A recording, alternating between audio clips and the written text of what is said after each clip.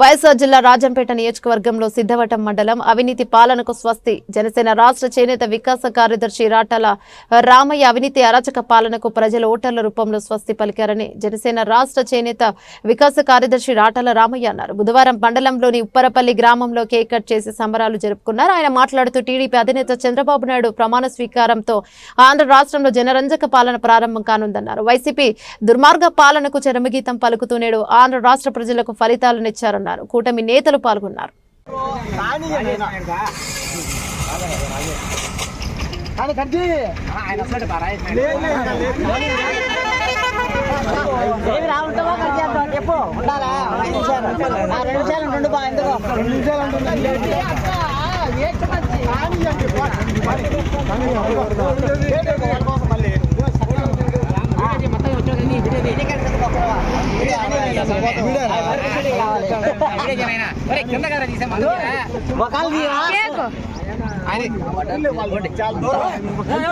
late అయితే ఇప్పటికే late అయిందంటే